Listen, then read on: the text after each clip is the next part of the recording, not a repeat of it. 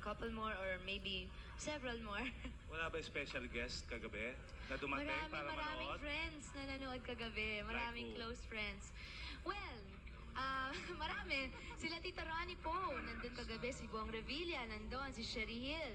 And of course, my close friends from Out of the Business. Wala si Gabby o si Charlie. Si Charlie nandun. Nandun ba? Bakit? Saka yung kapatid niya. Mga kapatid niya. Kapatid niya. Anyway, Sharon nga, now you're doing a movie with Gabby, no?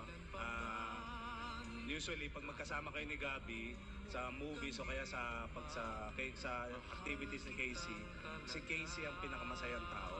Bukod siyempre kayong dalawa. Ngayon, ano yung sinasabi sa'yo? May sinasabi ba pa sa'yo si Casey tungkol kay Gabby? Ano sinasabi usually sa daddy niya? Dinadasal pa rin niya yun, syempre. I think it's very normal naman.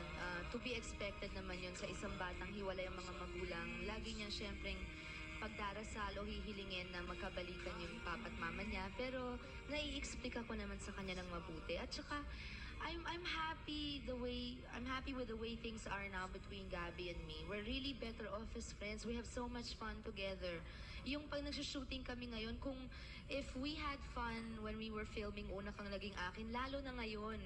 Yung talagang tawa lang kami ng tawa, kwentuhan kami ng kwentuhan, tawa kami ng tawa.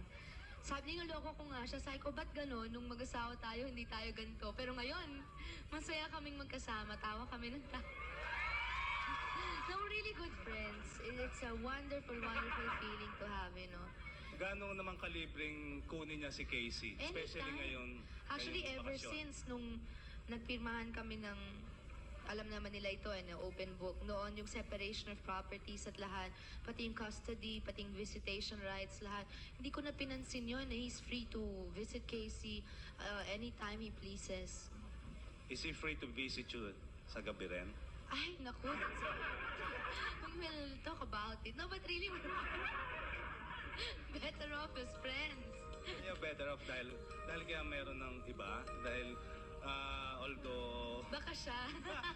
Meron na ba siya iba? Naniniwala ka ba sa mga bali-balita tungkol kay Gabby? Hindi, Na meron na niloloko bang ko boy, nga siya eh. girlfriend? Nagtatanong ka pa ba? Hindi ko siya tinatanong. Niloloko ko lang siya. Actually, yung talagang biro.